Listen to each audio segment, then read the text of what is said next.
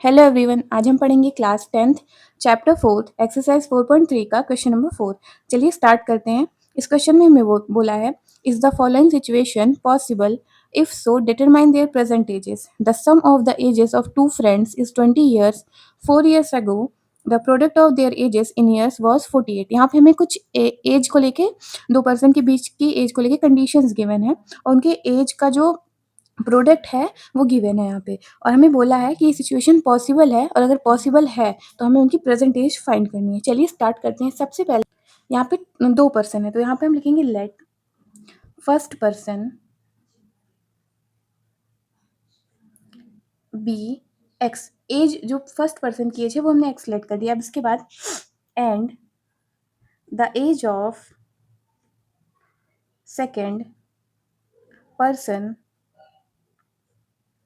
B. देखिए यहाँ पे हमें टोटल सम जो दिया है वो 20 ईयर्स दिया है, तो अगर हम दोनों की एज का सम करेंगे तो 20 आएगा। तो एक की एज को हमने तो x माइनस 20 करेंगे तो जो दूसरे वाली पर्सन की एज है वो आ जाएगी। तो ये हो जाएगा x minus 20, sorry 20 minus x. 20 total था, उसमें हमने x को सब्ट्रैक्ट कर दिया, जो दूसरे पर्सन की एज आ गई। अब हमारे पास दोनों की एज है वेरिएबल फॉर्म में। अब क्वेश्चन आगे पढ़िए।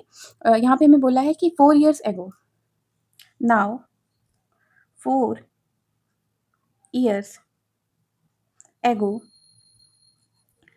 फर्स्ट पर्सन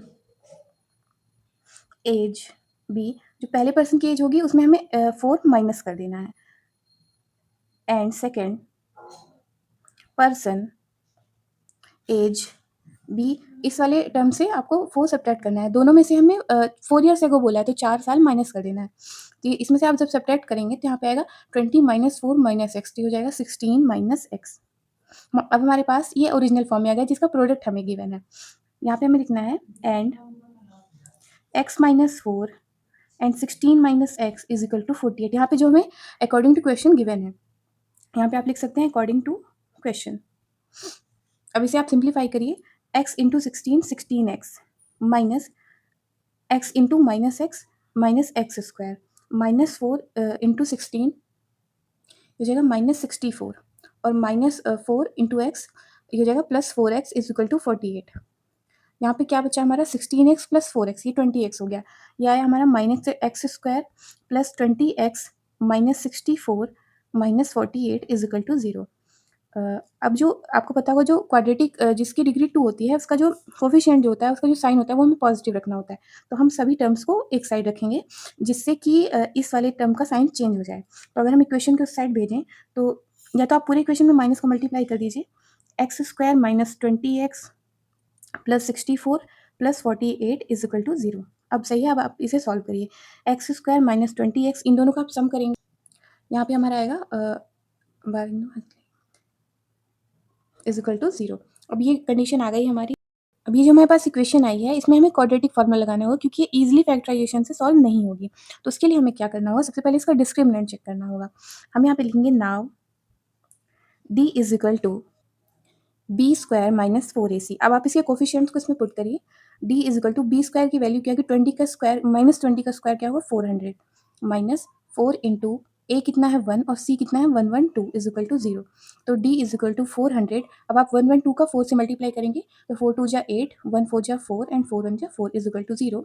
तो जो sorry d is equal to इतना बस है, 0 मैंने गलती से लिख दिया था। d इज इक्वल टू क्या है हमारा -48। डिस्क्रिमिनेंट जो है वो हमारा -48 है। यहाँ पे मैं लिख देती हूँ now b square minus 4ac is less than 0. So, no real roots exist.